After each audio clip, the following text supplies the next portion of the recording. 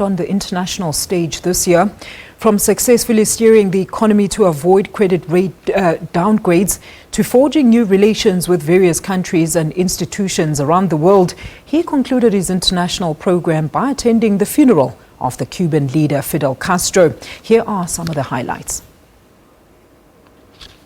The death of Fidel Castro marked an end of an era. South Africa was among the first countries to pay its respect to the father of the Cuban Revolution. The country has long-standing relations with Cuba.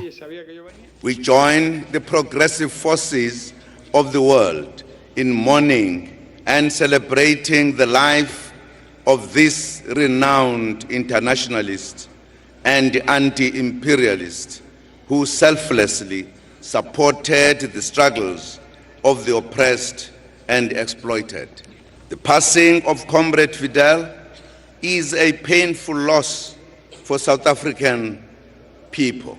He stood with us in solidarity, supporting our struggle, including the international campaign to isolate the apartheid regime. The lifting of economic sanctions against Iran was good news for South Africa. President Zuma immediately re-established trade relations. The country remained the vocal supporter of Iran during its isolation. از رئیس جمهور محترم آفریقای جنوبی جناب آقای جاکوب زوما. South of Iran, the president maintained ties with the world's largest oil producer, Saudi Arabia. On his visit to the kingdom, he opened an arms factory and signed a number of agreements. The visit to the state of Qatar further strengthened relations. A wide range of issues and projects in water, energy and agriculture were discussed. The president's focus was not only on the friends in the East. Traditional trading partners were also on the radar. He paid a state visit to Europe's biggest economy, Germany, and then France, where he unveiled the Delville Wood Memorial in honor of South African soldiers, black and white, who died during the First World War. National salute! Present! Arms! The Nigerian state visit was seen as an attempt to mend relations between the two African powerhouses. Zuma addressed the joint session of the National Assembly of Nigeria. President Zuma and newly elected Muhammadu Buhari's relations could be vital in bringing stability to the continent.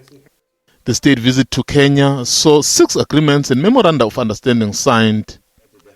Zuma called on the business community to increase investments in Nairobi. But with a sluggish global economy outlook, South Africa cemented its economic prospects at the World Economic Forum in Davos, where government, business and labor fought for investment support. At the 3-day G20 summit in China, Zuma called for peace and security in order to advance meaningful economic growth. Hence his efforts in the Great Lakes region and peace negotiations in the Libyan process. And the African Union summit in Kigali in Rwanda saw the issuing of African passports to the leaders. This to ease movements among the continent's people. Mzondeli Mbech, SABC News.